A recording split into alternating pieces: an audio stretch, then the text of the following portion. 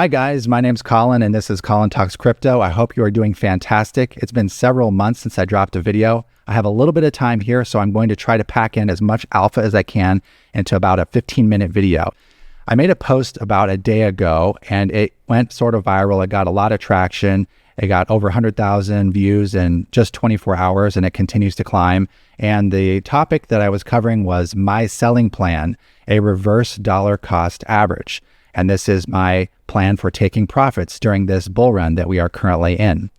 The bull run that we are in right now is a premature bull run. It is definitely happening sooner than the typical 4-year cycle.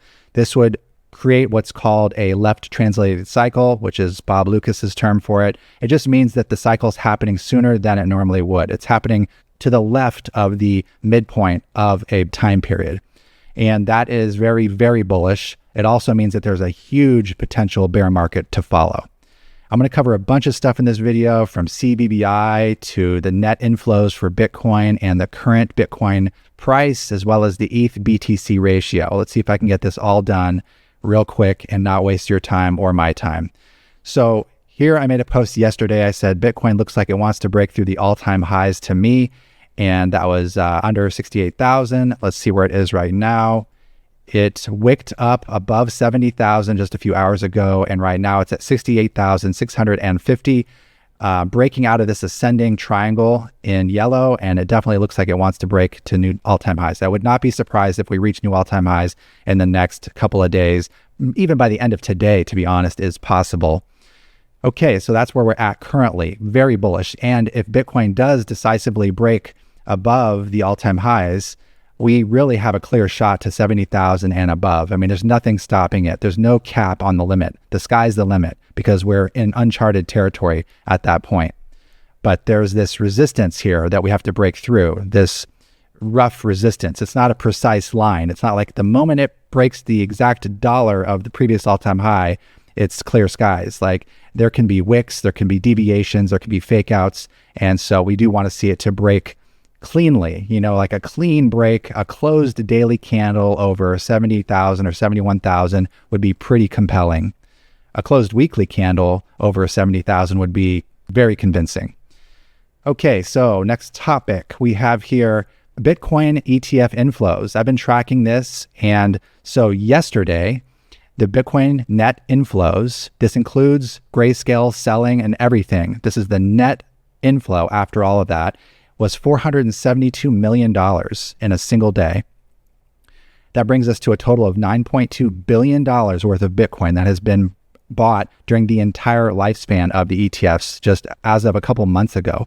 The Bitcoin ETFs are tremendously successful by any measure. Any ETF has a hard time competing with the level of success that the Bitcoin ETFs are seeing right now. And I created this chart. You're free to look at this, pause the video if you want. And I've charted every day the net inflows. If it's red, it means it's an outflow day. But there's very little of that. And really, you can see the vast majority of it is a huge amount of net inflows. This is why the price has been pumping. This is why the price is likely to continue to pump. Anyone who is telling you that we have reached the top right now, it's a real hard sell, because look at the amount of inflows. If you have an average of $300 million per day coming into this space, which has up to 24 hours to buy raw, fresh spot Bitcoin off the markets, how are you going to tank the markets? I'm not saying it's impossible, and it will happen. We will top out at some point, but I think we're kind of at the beginning or the beginning middle stages of the bull run. And if you want to check out the CBBI, you can go to CBBI.info. This is a website that Camille Monich and myself made. And this is basically a way to chart the hot overheated or cold underheated nature of the Bitcoin price. And you can see there's a color-coded line here. Right now, we are currently at a CBBI score of 79 out of a theoretical 100, showing you about where it thinks we are in the scale of a bull run when it's using these 9 metrics here. These are 9 very popular metrics that have had historical accuracy for spotting Bitcoin tops. And so this aggregates all of these metrics into sort of like a mega confluence indicator, and CBBI is that. And so 79 out of 100 as of March 8th. Okay, so let's do my selling plan now. So my selling plan is basically I want to sell 50% of my Bitcoin this bull run with the intention of buying back more Bitcoin later. I'm not really interested in holding fiat. I really do want to hold more Bitcoin, but sometimes when you have a drop that's huge and a risk on asset, storing your value in the dollar, as dirty and as disgusting as that is, can, for a short period of time, offer you some safety. And then you can rebuy back in and have even more Bitcoin. And that is the ultimate goal. So what my plan is, and I'm just saying my plan, I'm not telling anyone to follow this. I could be wrong. My timing could be off, et cetera, et cetera. And it's very custom to my life and my lifestyle and where I'm at and what I'm doing. But my plan is, starting in April, sell 2% of my Bitcoin holdings every single week going forward. And starting in May, which is 1 month after that, sell 4% of my altcoins every single week. And the logic being that altcoins have a delayed pump when Bitcoin pumps. There's usually a later rally. It's not all synchronized. So why would I sell my altcoins at the same time that I sell my Bitcoin when the altcoins generally have a delay to it? And I do want to note that the reason for these percentages is because I intend on holding 50% of my Bitcoin no matter what. 50% of my Bitcoin is not up for sale. I've decided to do that as a safety against myself in case I'm making bad decisions. You know, I could be wrong, like I said, and if I'm the wrongest I could possibly be and everything I sell somehow goes to zero, I still have 50% of my Bitcoin no matter what. And that's my safeguard. That's my insurance plan to myself, because none of us truly knows exactly what's going to happen in the market. We can have our guesses, but that's about as good as it gets. I do intend, however, to sell 100% of my altcoins. So I will be selling 4% of those per week. And when you do the math on this, it comes out to about 6.25 months worth of selling. And that would put us around October 2024 for Bitcoin and November 2024 for altcoins. I've had so many comments talking about this, a lot of thumbs up, a lot of approvals, a lot of people think I'm crazy. I've had every single type of reply with this. So as is the nature of a free market, I mean, you're going to have people who totally disagree with you. You're going to have people who completely agree with you. And that's why there is a price. And that's why it does move up and down, because everyone has a different view on things. So this is my view. So basically by October or November of 2024, I'd have 50% of my Bitcoin remaining, a large amount of treasury bills, fiat, stable coins, whatever I put it into, and then probably mostly treasury bills for safety. And then 100% of my altcoins will have been sold by that time. And I made some notes here. You can read through it if you wish. I'm going to skim through it real quick. Part of the logic of this is twofold. Like, why am I doing this now? Why do I think it's the right time to start in about a month from now? I am guessing, but I'm guessing with an educated guess. I'm looking at the economy. I'm looking at the elevated federal funds rate and the historical average it takes for it to drop, and the historical fact that when it does drop, there's almost always a crash, or usually a crash of the stock market, and that Bitcoin is heavily correlated to the stock market. And I think that our time is coming up sometime in the second half of this year, 2024, I think is when we're going to start seeing Fed funds rate drop, something break in the system, and the stock market begin to crack. I don't think it can continue to go up forever. And so Bitcoin, I think, will follow it down temporarily. In the long run, I'm very bullish on Bitcoin. I think it will go to 1 million. So the bull run is clearly happening early, thank God, because of that economic factor. Fueled by ETFs. This is purely an ETF fueled euphoria right now. If you recognize that, you know what's happening and you know why it's likely it could continue. And also there's some statistics on when a Bitcoin bull run does go parabolic. When it starts to break above its all-time high, it's a very short period of time before it doubles. Usually it's like 1 to 2 months before it actually doubles in value. So you could go from 60,000 to 120,000 in a month or two. But I do think that it's the right time to begin taking profits. And so that's part of the timing logic behind why I'm doing this. And there's other factors as well, but I'll keep it simple for this video. I do feel that the economy is being pushed to a cracking point. I covered that. That's in a video I already made. And if you haven't watched this, this is very important for you to watch.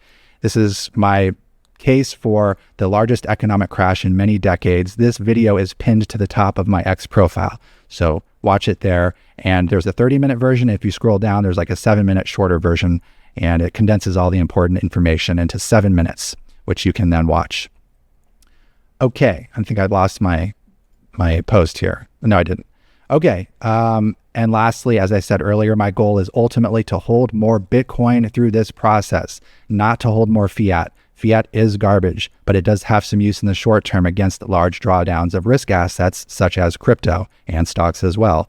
This is a sell and rebuy strategy that could take years to fully play out. It's a long play. I could be right or I could be wrong. This is why I never sell more than 50% of my Bitcoin. And I'd be curious to hear, what do you guys think in the comments below about this strategy? Do you think that it's smart? Have you done something like this before? Do you think that I'm crazy and that I'm just going to miss the entire run? I do have to make a comment on that. I know that some people think that Bitcoin is just going to go up forever, and because of these ETFs, and it's a whole new paradigm shift, and it's never going to go back to the way it was before. And to a degree, I agree with that, but it's not going to remove the volatility of the markets. In fact, ETFs do enable, when things get rough, for more selling to occur. Like, you can short an ETF. You couldn't as easily short Bitcoin or as widespread as when all these Wall Street institutions are involved. So it does open the door to both ends of the spectrum. It's extremely bullish right now for inflows, but I think that it can and will eventually have its time for being extremely hard on the price of Bitcoin, if only for a temporary period of time. But I do think that we will see that. I don't think that Bitcoin is invincible, and I don't think that it's going up only in a straight line. I think it's going up only in a very volatile, jagged, crooked line where, for example, if the stock market drops by 50% or 40% or 60%, I think that that's the case where we could see a $30,000 or even a $20,000 Bitcoin. I really do. It's conditional, though. It's completely conditional on if the stock market does tank like that. If somehow the stock market's magically able to stay afloat, which I think is highly improbable based on the video I just shared, which you should watch on the, pinned to my X profile, I think that makes the case for why it's very likely, or highest odds, that it will have some kind of a massive correction in the stock market. So my whole plan kind of circulates around taking profits and rebuying lower around that event that I do feel is coming. And so lastly, let's talk briefly about the ETH BTC ratio. So Bloomberg ETF expert Eric Balchunas has just thrown us some clues. I mean, he does this for a living, and he was asked, if there's no dialogue between the SEC and asset managers by next month, it's a certainty that Ethereum ETFs won't get approved in May. Someone was kind of saying that as a statement. And Eric chimed in and said, I largely agree. Each day, no comments period, the odds get lower. Radio silence is not good. And so I charted out what I think is going to happen to the ETH BTC ratio. I think that, and this is timed with May, so I think that's going to bounce. It's going to wobble around for a bit. It's going to test this support several times, and then right when it gets disapproved, it's going to crater through this support line. And I should say, if it gets disapproved. This price prediction is contingent on the Ethereum ETF getting disapproved, which I think is odds are increasing of it not being approved. It could go either way, right? So if it gets approved, maybe it moonshots. I think that right now I give it a 70% chance that this is going to happen to the price. And one other thing that Eric said was, normally I would say that it's a good sign that we see this memorandum, filed from the Office of Market Supervision. This was just 2 days ago, meeting with Coinbase. He would say this is a good thing. But as far as I know, the staff has not given any comments yet to the issuers, which is not a good sign, as we passed when they gave comments on the Bitcoin ETFs. So if you're comparing the Ethereum ETF approval process to the Bitcoin ETF approval process, by this time in Bitcoin's ETF approval process, there had already been comments, and this is not happening currently with Ethereum. So that's a red flag. Furthermore, there's no court loss hovering over the SEC, is what he's saying. Basically, the Bitcoin ETF had that court case hanging over its head where it forced the SEC's hand, essentially. The SEC is no longer having a court case. There's no court case from Ethereum. So there's nothing hanging over its head forcing its hand. So I think that is true. That makes it a weaker case that Ethereum's ETF could get approved. And he says that he's basically not nearly as optimistic here versus the Bitcoin ETF. He is not nearly as optimistic about the Ethereum ETF as he was about the Bitcoin ETF, and he'll keep us posted. I recommend you follow him. This guy and James Seyffert know their stuff when it comes to the Bitcoin ETFs. One other thing I'd say, search my X profile for the term sensitive events. I made a post on this, and there's like this massive amount of evidence. I'm creating a thread, and it gets longer and longer, and I'm adding everything to it that's a clue that there's something coming up. And it kind of times with when I see this Fed funds rate collapsing and something maybe breaking in the system. I think there's going to be an event. And some people call me like a tinfoil hat conspiracy theorist, whatever. I look at the news, I look at the articles, I look at what's happening. Insurance policies are changing to remove certain things from their coverage. Google's implementing censorship on very specific worded events. It all kind of meshes together. And I created a thread on this. I really should find this for you right now. Let me just do that real quick.